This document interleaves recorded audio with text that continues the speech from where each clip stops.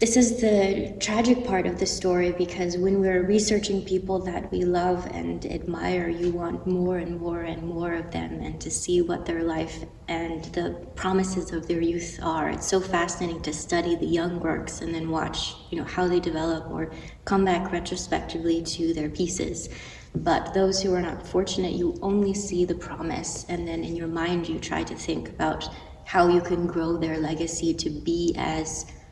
formidable as they were in just the young part of their youth. So the closest or the starkest example of this is Vítězslava Kaprálová, who died when she was just 25, still studying in Paris and just beginning sort of these promises of her life. You can see in her piano concerto, piano sonata, or her military symphony that she was really capable of these large-scale works, as well as the intimate ones with her songs and her little solo piano cycles.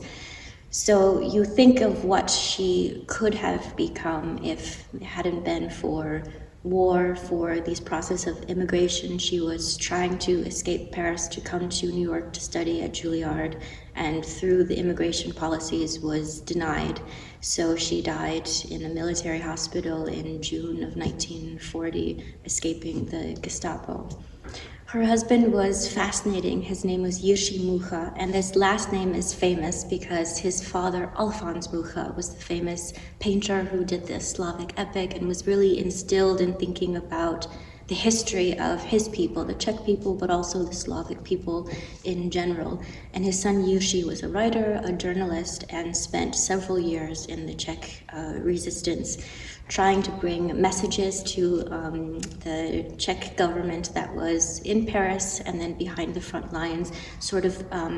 also organizing soldiers who were wanting to fight with the French, Czech soldiers fighting with the French, and trying to keep the lines of communication open in 1938 and 1939, when it was very unclear what was happening in the Czech lands after Hitler invaded. Hitler started this huge propaganda campaign saying that the Czechs welcomed us with open arms, they want to be Germanized, they want to be part of it, and they had such a tight political grip around the country that much of the world was really not sure what to believe. And with a good part of the Czech lands being German-speaking after several centuries under the Austrian Habsburg rule, it was an easy sort of propaganda campaign at the time. So people like Jiří outside of the country, who had an important platform with their name, were trying to spread the truth of what Hitler and his regime was really trying to do in the country. So he was a fascinating character, and he and Kaprálová were only married a few months, I forget, maybe 4 months.